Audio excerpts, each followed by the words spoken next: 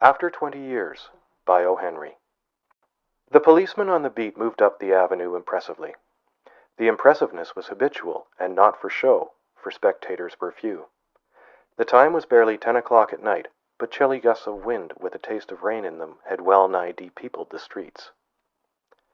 Trying doors as he went, twirling his club with many intricate and artful movements, turning now and then to cast his watchful eye down the Pacific thoroughfare, the officer, with his stalwart form and slight swagger, made a fine picture of a guardian of the peace.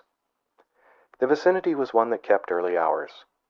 Now and then you might see the lights of a cigar store or of an all-night lunch counter, but the majority of the doors belonged to business places that had long since been closed. When about midway of a certain block, the policeman suddenly slowed his walk. In the doorway of a darkened hardware store, a man leaned, with an unlighted cigar in his mouth. As the policeman walked up to him, the man spoke up quickly. "It's all right, officer," he said reassuringly. "I'm just waiting for a friend. It's an appointment made 20 years ago. Sounds a little funny to you, doesn't it? Well, I'll explain if you'd like to make certain it's all straight. About that long ago, there used to be a restaurant where this store stands, Big Joe Brady's restaurant." "Until 5 years ago," said the policeman. "It was torn down then." The man in the doorway struck a match and lit his cigar. The light showed a pale, square-jawed face with keen eyes, and a little white scar near his right eyebrow. His scarf pin was a large diamond, oddly set. 20 years ago tonight," said the man, "I dined here at Big Joe Brady's with Jimmy Wells, my best chum and the finest chap in the world. He and I were raised here in New York, just like two brothers together. I was 18 and Jimmy was 20. The next morning I was to start for the West to make my fortune. You couldn't have dragged Jimmy out of New York. He thought it was the only place on earth. Well, we agreed that night that we would meet here again exactly 20 years from that date and time, no matter what our conditions might be, or from what distance we might have to come. We figured that in 20 years, each of us ought to have our destiny worked out and our fortunes made, whatever they were going to be." "It sounds pretty interesting," said the policeman. "Rather a long time between meets, though, it seems to me. Haven't you heard from your friend since you left?" "Well, yes, for a time we corresponded," said the other. "But after a year or two we lost track of each other. You see, the West is a pretty big proposition, and I kept hustling around over it pretty lively. But I know Jimmy will meet me here if he's alive, for he always was the truest, staunchest old chap in the world. He'll never forget.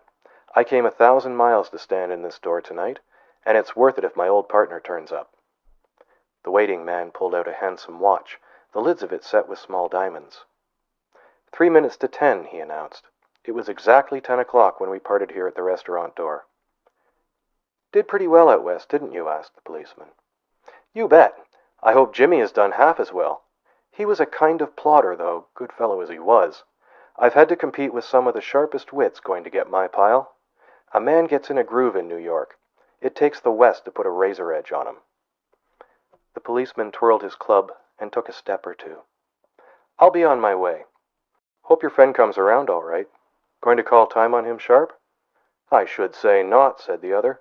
"I'll give him half an hour at least. If Jimmy is alive on Earth, he'll be here by that time. So long, officer." "Good night, sir," said the policeman, passing on along his beat, trying doors as he went. There was now a fine cold drizzle falling, and the wind had risen from its uncertain puffs into a steady blow. The few foot passengers astir in that quarter hurried dismally and silently along with coat collars turned high and pocketed hands. And in the door of the hardware store, the man who had come 1,000 miles to fill an appointment, uncertain almost to absurdity, with the friend of his youth, smoked his cigar and waited. About 20 minutes he waited, and then a tall man in a long overcoat with collar turned up to his ears hurried across from the opposite side of the street. He went directly to the waiting man. "Is that you, Bob?" he asked doubtfully. "Is that you, Jimmy Wells?" cried the man in the door. "Bless my heart!" exclaimed the new arrival, grasping both the other's hands with his own. "It's Bob, sure as fate. I was certain I'd find you here if you were still in existence. Well, well, well, 20 years is a long time. The old restaurant's gone, Bob. I wish it had lasted so we could have had another dinner there.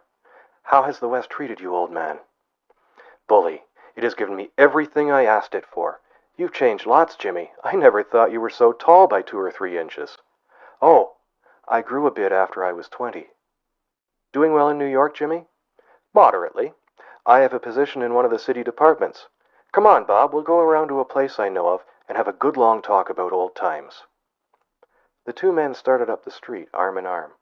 The man from the West, his egotism enlarged by success, was beginning to outline the history of his career. The other, submerged in his overcoat, listened with interest. At the corner stood a drugstore, brilliant with electric lights. When they came into this glare, each of them turned simultaneously to gaze upon the other's face. The man from the West stopped suddenly and released his arm. "You're not Jimmy Wells," he snapped. 20 years is a long time, but not long enough to change a man's nose from a Roman to a pug."